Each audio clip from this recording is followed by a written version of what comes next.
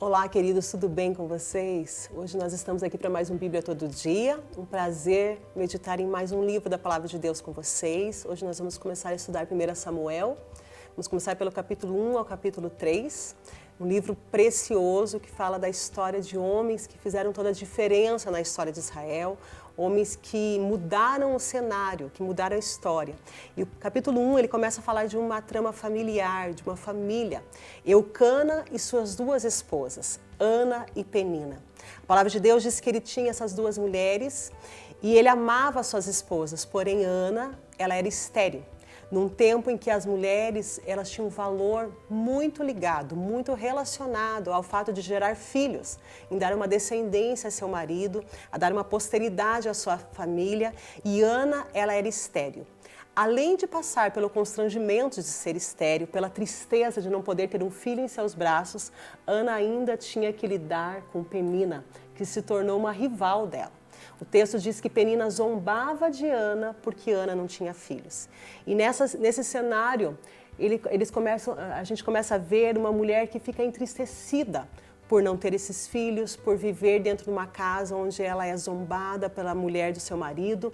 E no versículo 8, ela é questionada por Eucana, quando ele pergunta: por que você não come? Por que você está triste? Será que eu não sou melhor do que 10 filhos?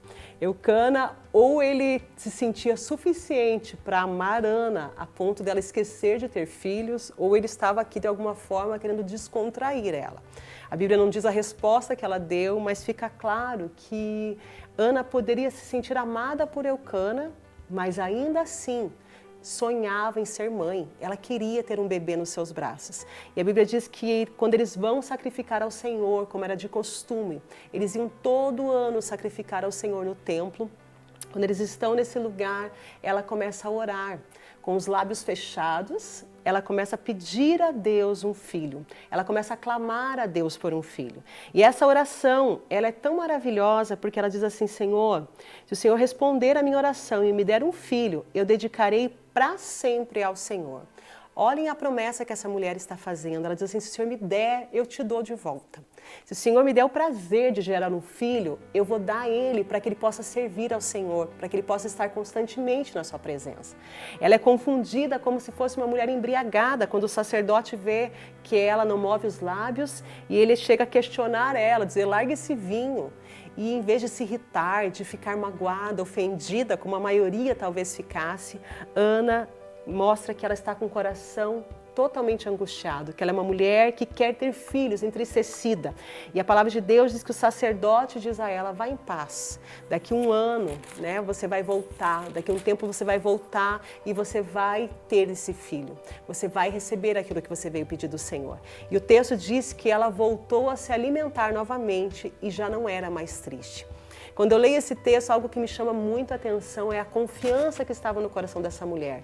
Ela sabia que tinha recebido uma promessa e antes da promessa se cumprir, antes que se realizasse isso, ela já se alegrou, ela voltou a comer, ela já voltou a confiar que Deus faria aquilo que prometeu. E realmente Deus fez. Deus deu a ela Samuel.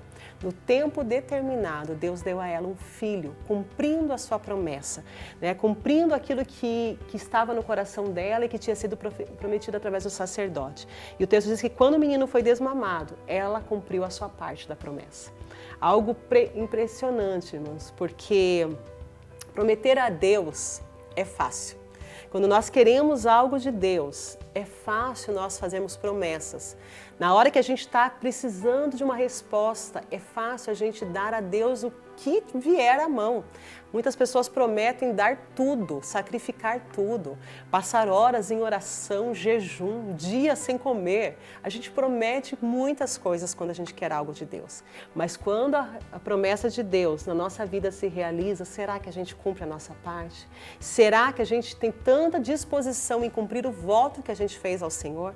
Pense a situação dessa mulher que não tinha filhos, agora passou pela gravidez, passou pelo privilégio de amamentar uma criança e cumpre o voto de dar ao Senhor essa criança, sabendo que ela não veria ele com frequência, que ela não teria ele todos os dias, que não seria ela que ia educar ele, mas que ela ia ver ele de longe crescendo, de ano em ano ela ia poder levar uma túnica para ele, ia poder de alguma forma ver como ele estava, mas não teria ele na sua convivência familiar.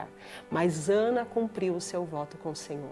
Assim como o Senhor foi fiel com ela foi fiel ao Senhor. No capítulo 2 ela faz uma oração de louvor a Deus, ela agradece a Deus por ter cumprido essa promessa na vida dela e Deus foi generoso com ela. Deus deu a ela mais 5 filhos. Uma mulher que não podia gerar filhos, agora tinha 6. Né? Nós vemos Deus sendo abundante naquilo que Ele fez. Como Ana foi fiel, Deus deu a ela muito mais do que ela pediu. Ela pediu um filho e agora ela tinha muito mais filhos e poderia ver os demais crescer.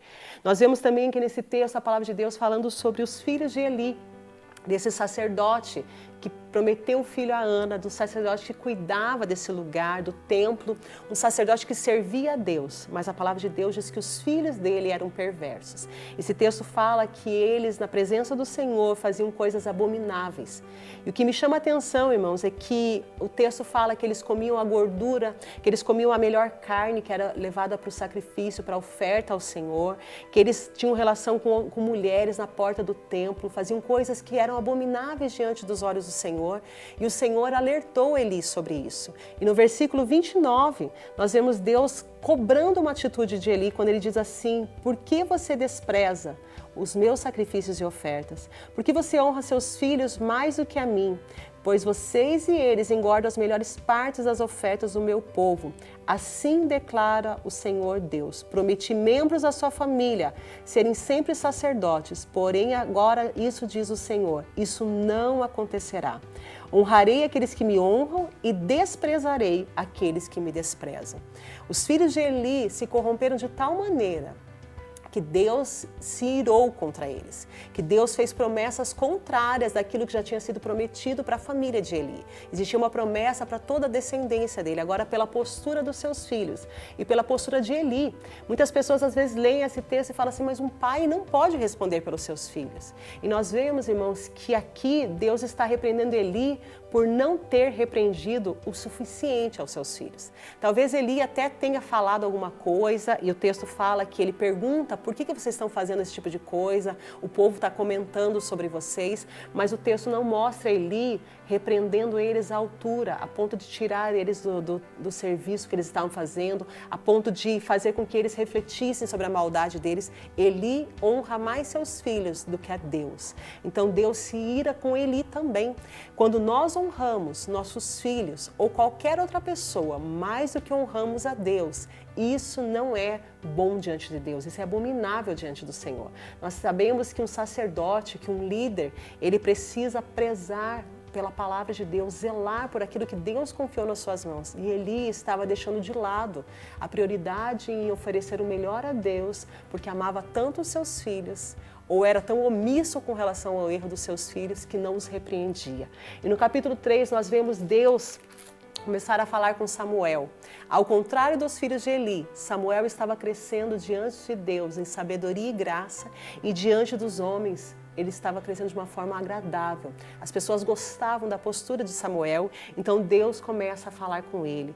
Deitado, Deus o chama, e o texto diz que por 2 vezes Samuel não entendeu o que Deus queria, né? Não entendeu que era Deus, porque ele não estava acostumado. E ele vai ao sacerdote perguntar: o que você quer? Por que está me chamando? E na segunda vez que isso acontece, o sacerdote diz a ele: se Deus te chamar novamente, responda. Eis-me aqui, Senhor, fala que o teu servo ouve. Eli entendeu que Deus estava querendo falar com Samuel. Ele entendeu que Deus estava querendo direcionar Samuel. E Samuel fez exatamente como Eli orientou e ele respondeu: Senhor, fala que o teu servo ouve. E aqui nós vemos, irmãos, a primeira palavra que Deus deu a Samuel. Não foi uma palavra bonita, não foram promessas para o futuro dele, para aquilo que ele ia fazer, para aquilo que Deus ia fazer através da vida dele, mas a primeira palavra que Deus dá a Samuel é uma palavra de juízo, uma palavra dura. Deus diz a ele assim: eu estou prestes a realizar algo em Israel que fará tinir os ouvidos daqueles que ouvirem a respeito. Cumprirei do começo ao fim todas as ameaças que fiz contra Eli e sua família. Eu o adverti de que castigaria sua família para sempre, pois seus filhos blasfemaram contra Deus e ele não os repreendeu por seus pecados. Por isso, jurei que os pecados de Eli e dos seus filhos jamais serão perdoados por meio de sacrifícios e de ofertas.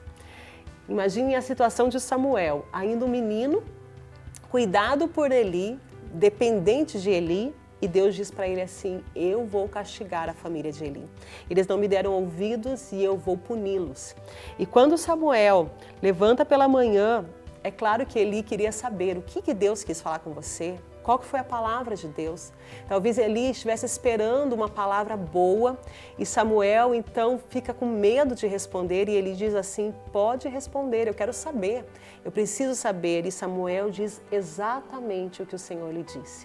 Samuel não se demonstra um profeta receoso, medroso, ele não demonstra ser um profeta que encobre partes daquilo que Deus fala, ele não tenta maquiar aquilo que o Senhor diz, mas ele diz exatamente o que o Senhor lhe falou. E ele entendeu que aquela palavra vinha da parte de Deus. Deus já tinha falado com ele, Deus já tinha alertado, ele não questiona, ele não tenta de alguma forma ficar bravo com Samuel, mas ele diz assim: é a vontade do Senhor, então que ele faça aquilo que ele quer. Ele entendeu que Deus estava falando com Samuel e que Deus iria cumprir aquilo que já estava prometendo. Amém? Deus abençoe a sua vida. Até uma próxima.